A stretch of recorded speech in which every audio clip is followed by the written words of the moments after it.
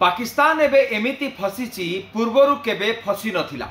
तीनी पटु आक्रमण रे फसी जाइछि पाकिस्तान। आमे कथा होछु आम पड़ोसी शत्रु देश कथा पाकिस्तान।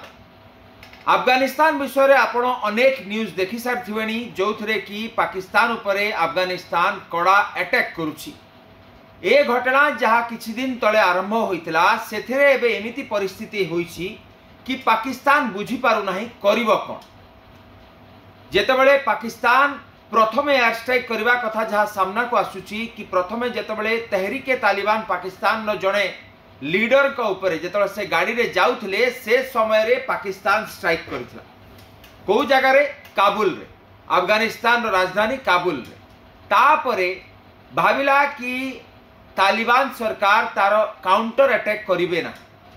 तालिबान जेतेबेले अटैक कला काउंटर अटैक सेतेबेले पाकिस्तान को भारी पड़िला। गोटे पटे ये एमिति एक मुहामुही होइछंती दुई देश। सेपटे पाकिस्तान 58 जन को तालिबान मारिबा कथा कहूची सैन्य को, सेपटे पाकिस्तान कहूची से तालिबान रो 200 जन को मारिछि। ये जेतिकी बाट गलानी किंतु एबे पाकिस्तान हालत आमे कहिबा खराब हेबारे लागि। आपण माने भाबुथुबे कि ये घटनाटा कोठु आरंभ होइछि।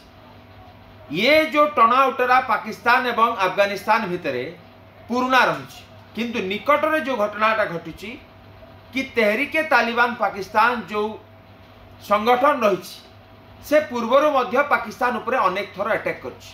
दर्शक बंधु, से ही पाकिस्तान जे कि अनेक आतंकवादी संगठन को निज माटी रे जगह देछि, से माने भारत उपरे अटैक करूछन।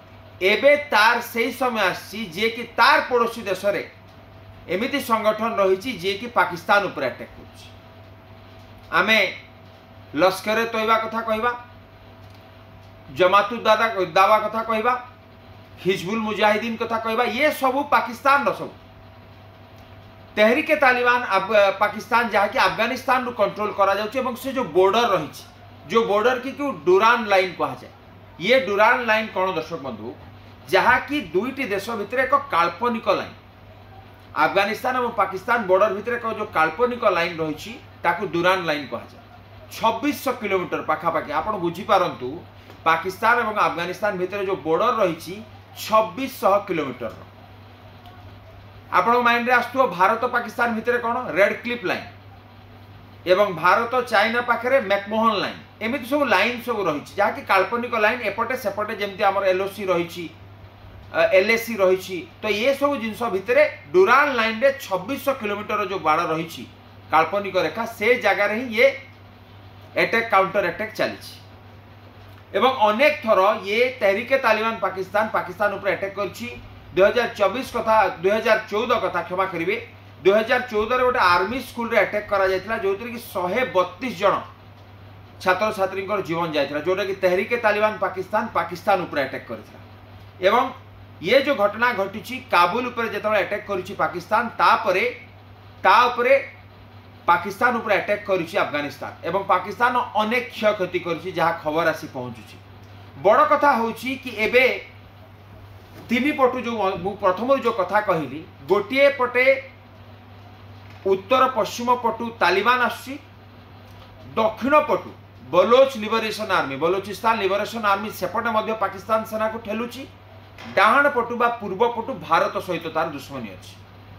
तो तीन पटु फसीछि पाकिस्तान, जो भली भाव में कर्म करुछि पाकिस्तान से भितरे से एबे फसी जाइछि। एवं गोटे पटे तालिबान, गोटे पटे भारत सहित ऑपरेशन सिंधुर जेन मुहतोड़ जवाब दियागला। प्रथम थर पाई बहवालपुर रे 100 किलोमीटर भितर को आमे पशिचु, मुरिदके रे पशिचु।